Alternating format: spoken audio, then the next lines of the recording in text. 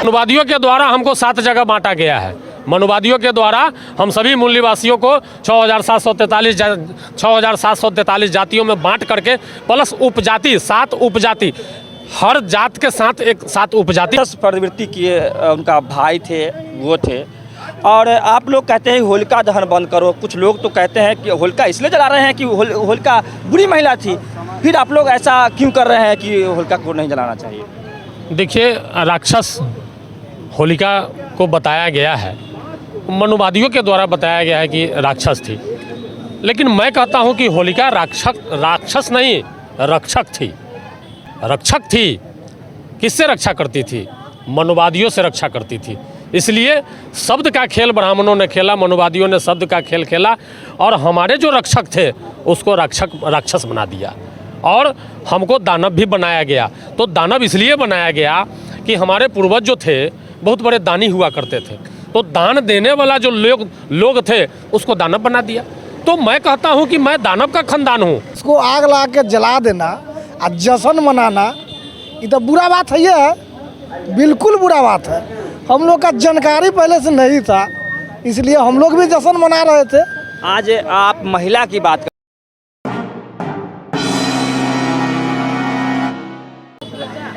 जय भीम, नमो बुद्धाय, जय मूल निवासी। मैं इंद्रजीत और आप देख रहे हैं शीर्ष न्यूज़। साथियों, मैं बताना चाहूँगा अभी हम भगवानपुर अड्डा पे हैं। आप देख सकते हैं बैनर में सामने, मैं चाहूँगा कि बैनर दिखाएं। भारतीय मूल सांस्कृतिक मंच के तत्वाधान में बहन होलिका के सम्मान में मूल निवासी मैदान में इस तरह की बैनर लगा हुआ है, होलिका दहन बंद करो। ये बैनर पे आप देख सकते हैं, बैनर के माध्यम से जो बिहार में खास करके वैशाली में अभी जो संगठन एक बहुत बड़े पैमाने पर जो काम करे भारतीय मूल सांस्कृतिक मंच, वो भारतीय मूल सांस्कृतिक मंच के तत्वाधान में इस तरह की आज जो पूरा देश कहीं ना कहीं होली की खुशी मना रही है। और ये भारतीय मूल निवासी के लोग होली का जो त्यौहार कहे जाते हैं वो होलिका दहन बंद करने की बात कर रहे हैं। ये सुभाष चंद्र यादव जी हैं, इनसे भी हम जानेंगे कि आखिर में इस तरह की जो लगातार लोगों के मोनोपोली जो है कि होलिका राक्षसनी थी और हिरण्यकश्यप राक्षस थे, इस पर सर का क्या कहना है? सर से हम जानेंगे। सर, मेरे चैनल में स्वागत है। बहुत बहुत धन्यवाद। सर, हम आपसे जानेंगे कि आखिर में आप लोग होलिका दहन बंद करने की बात कर रहे हैं और कुछ लोगों का कहना है कि होलिका बुरी महिला थी, जो राक्षसनी थी, राक्षस प्रवृत्ति किए उनका भाई थे, वो थे। और आप लोग कहते हैं होलिका दहन बंद करो, कुछ लोग तो कहते हैं कि होलिका इसलिए जला रहे हैं कि होलिका बुरी महिला थी, फिर आप लोग ऐसा क्यों कर रहे हैं कि होलिका को नहीं जलाना चाहिए? देखिए, राक्षस होलिका को बताया गया है, मनुवादियों के द्वारा बताया गया है कि राक्षस थी, लेकिन मैं कहता हूं कि होलिका राक्षस नहीं, रक्षक थी। रक्षक थी। किससे रक्षा करती थी? मनुवादियों से रक्षा करती थी।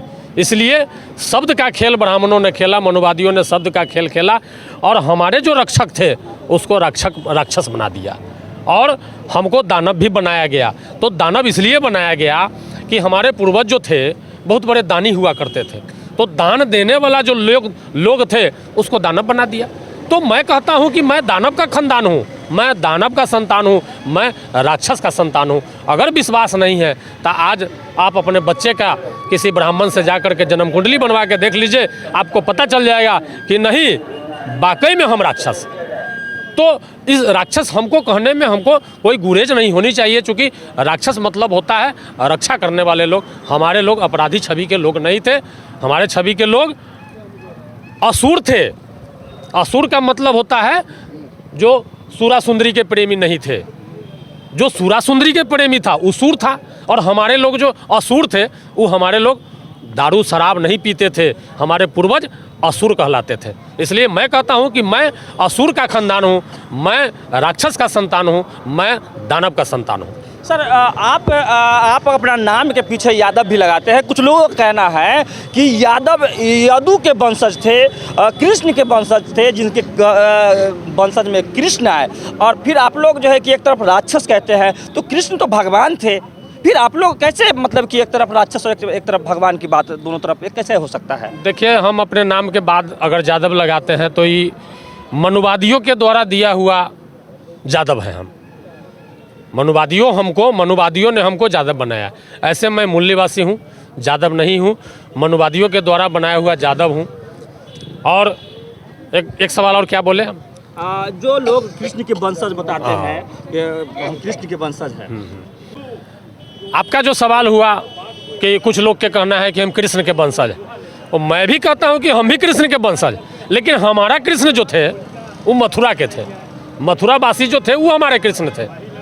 और जो आज जो हमारे समाज को जो परोसा जा रहा है, जो द्वारिकावासी कृष्ण है, और द्वारिकावासी जो कृष्ण है ये हमारा कृष्ण नहीं है। ये मुरली वाले जो मुरली बजा करके, बंसी बजा करके लड़कियों को पटाने वाले कृष्ण थे, ये हमारा पूर्वज ऐसा नहीं थे। हमारा पूर्वज जो कृष्ण थे वो बहुत बेहतर कैरेक्टर के लोग थे। वो हमारे कृष्ण मुरली बजाना नहीं जानते थे। और ये मुरली वाले जो कृष्ण थे, आज भारतीय संविधान के ज़माना है, आज के डेट में अगर इनका अगर होते तो इनको आजीवन कारावास हो जाता। चूँकि आज भारतीय संविधान एक नारी के अलावे दूसरे नारी रखने का अधिकार नहीं देती है भारतीय संविधान, लेकिन मुरली वाले जो कृष्ण थे 16,000 नारी रखे हुए थे। क्या भारतीय संविधान इसका अलाउ करेगा?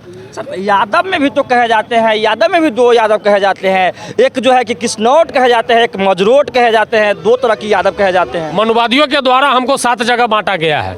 मनुवादियों के द्वारा हम सभी मूल निवासियों को 6,743 जातियों में बांट करके प्लस उपजाति 7 उपजाति, हर जात के साथ एक 7 उपजाति को बनाया गया है। इसलिए हमारे 7 को, हम यादव में भी हमको 7 को बना दिया गया है, ताकि एक दूसरे में अलग अलग रहे, भेदभाव बना रहे, एक दूसरे में छोटा बड़ा रहे, एक दूसरे में शादी विवाह का संबंध नहीं हो, बेटी रोटी का संबंध नहीं हो। तो जितना टुकड़ा टुकड़ा में बटा हुआ रहेगा उतना मनुवादियों का राज चलता रहेगा। ये मनुवादियों का षड्यंत्र है। लेकिन जब से हम इस विचारधारा में जुड़े हैं तब से हमको पता चला है कि नहीं, इस देश में 6,743 जाति जो है वो हमारी है। चलिए, बहुत बहुत धन्यवाद।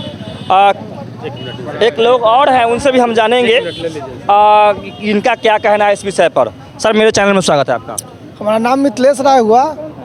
कहना है कि किसी महिला को हो उसको आग लगा के जला देना और जश्न मनाना, ये तो बुरा बात है। ये है, बिल्कुल बुरा बात है। हम लोग का जानकारी पहले से नहीं था, इसलिए हम लोग भी जश्न मना रहे थे।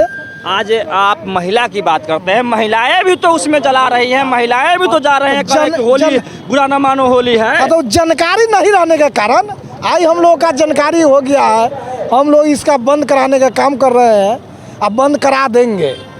जो शरीर छूने की बात अगर कहा जाए, कहता है कि पति ही छू सकता है, वो दूसरे आदमी भी छूने का अधिकार त्योहार के नाम पर देते हैं। त्योहार के नाम पर होता है, त्योहार के नाम पर वो सब बनाया जो हमारा अथी को आग लगा कर जलवा दिया और जश्न मनवा करके खा पी करके अब उसका धो लेना, उसका धो लेना, यही सब मतलब रचना रच दिया। चलिए, बहुत बहुत धन्यवाद।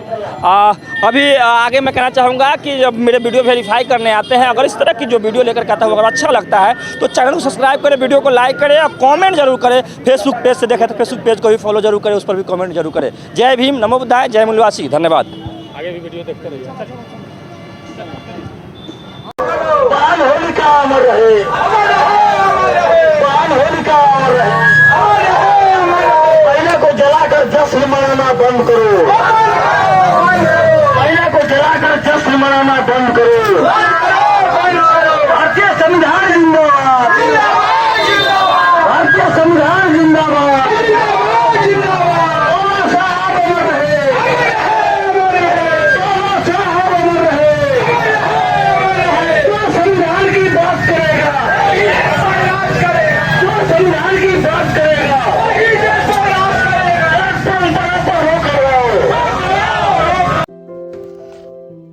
वीडियो को लाइक करें, कमेंट्स करें, शेयर करें और चैनल को सब्सक्राइब करें। धन्यवाद।